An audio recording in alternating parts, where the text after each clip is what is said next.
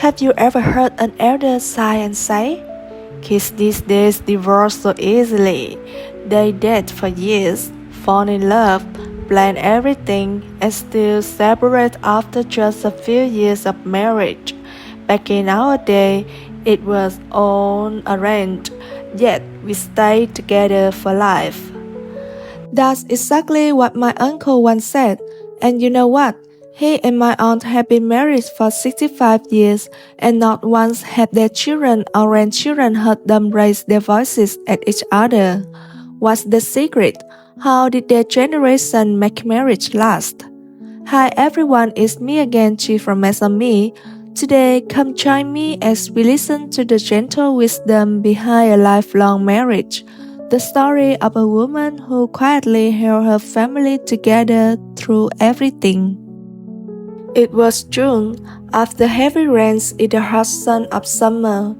This season, wildflowers bloom a lot along the riverbank and along the edge of the rice fields. The tiny flowers sway in the wind.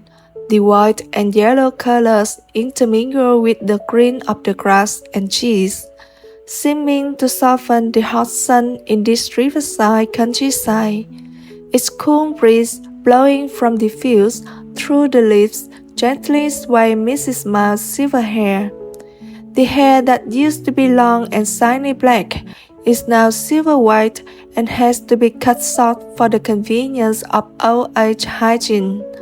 Occasionally touching her hair, she can't help but reminisce about her girlhood, when she was still the innocent cook of 15 or 16.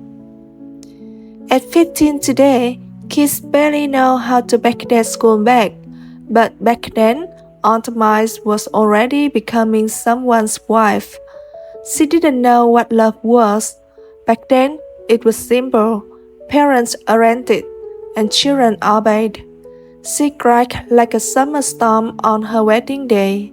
Her younger sister cried too, a farewell so full of tears it could flooded the road.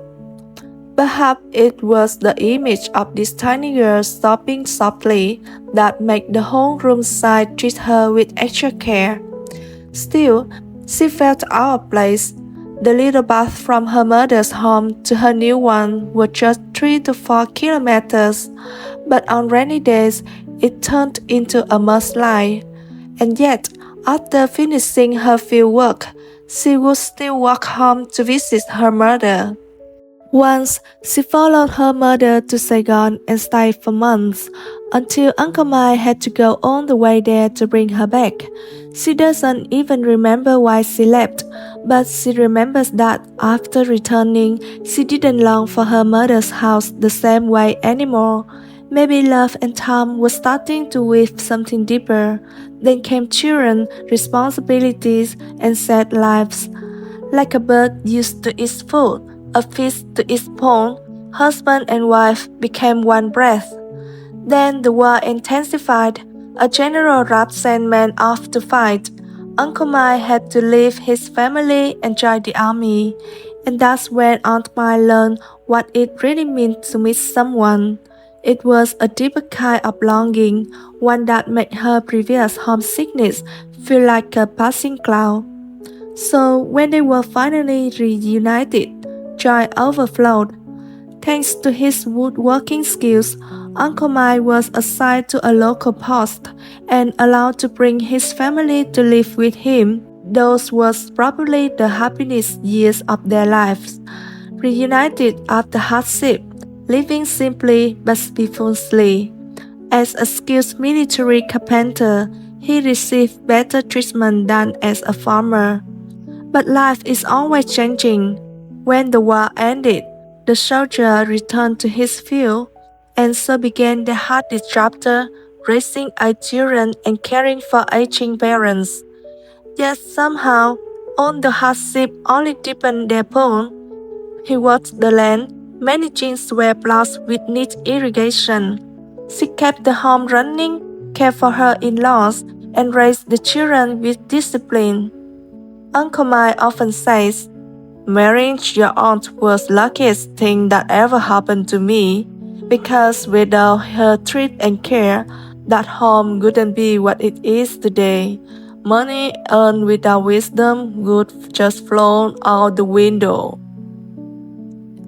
That's why he always entrusted all the finances to her. He respected her parenting. He never raised his voice to her. If we put it in modern terms, he's the classic wife on a pedestal husband. But everyone who knows them knows it's not about fear, it's about love, respect, and the sacred vow of marriage. Now in their twilight years, their children and grandchildren are many. If they all gather, it takes 3 or 4 banquet tables to seat everyone. And Uncle Mike still carry as ever. When Aunt Mai is sick, he brings her milk to her bedside. When she broke a bone and couldn't move, he gently patted her himself. Sometimes he talks too much and she gets annoyed, refuses to drink her milk. He doesn't know how to sweet talk, so he quietly waits outside until she finishes. Then he sneaks in to collect the cup. And just like that, they're good again. They never stay upset for more than half a day, and according to Aunt Mai, they never really fought, just small quibbles, nothing more. That's love, the kind built through war, through poverty, through years of sad joy and sorrow. Love shown in small acts, drinking a cup of milk, bathing someone we care. Love spoken through warm glances, gentle gestures.